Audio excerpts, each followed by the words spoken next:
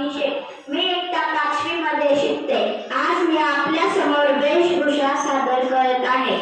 कोणी म्हणाची कोणी म्हणा काऊ, मी तर आहे नायगावची सौ. तुम्ही मला ओळखलं का? मी सावित्री. मी सावित्री ज्योतिबा फुले. बरं का? मेथीची पहिली शाळा. कसं मुलींना शिकलं पाहिजे. मुली शिकल्या म्हणजे कोणी आपल्याला मूर्ख बनवणार नाही. मुली शिकल्या म्हणजे घराला शांतपणे म्हणतात ना, जिच्या हातून पाळण्याची दोरी ती जगाला उतारेल.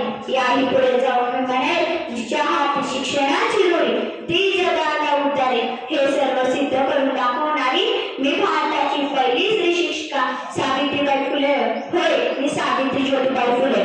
शेठजींनी मला शिकवलं. लिहिताना वाचताना माझ्या थरथरणाऱ्या हाताला आधार दिला आणि शेठजींमुळे हा थरथरणारा माझा हात लढवत झाला. बघा, शेठजींची सौ शिकली, लिहायला वाचायला शिकली आणि तो सोन्याचा दिवस उगवला. 1 जानेवारी 1848 रोजी पुण्यात फिरवली मी मुलींची पहिली शाळा काढली. ही बातमी माझ्यासाठी पसरली. सगळे लोक अधर्म झाला असं आरडाओरडा करत होते. शेठजी मुलींना गोळ्या करत होते व त्यांच्या आईवडिलांना समजून सांगत होते.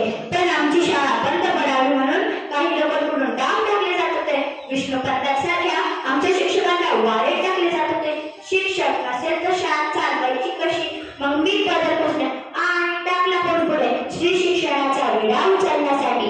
तेव्हा कविता बाळकर रस्त्याला जाताना म्हणायचे, कोणाची बायको ही डोलीवर पदर आणि चालली तुडू असं काही बाई म्हणायचे. कोणी शेण फेकत, कोणी चिखल फेकत, तर कोणी दगडच फेकत. एकदा तर एक दगड माझ्या कपाळावरच लागलं. अगं आई ग भळा रक्त वाहू लागले. तरी मी घाबरले नाही की डगमगले नाही.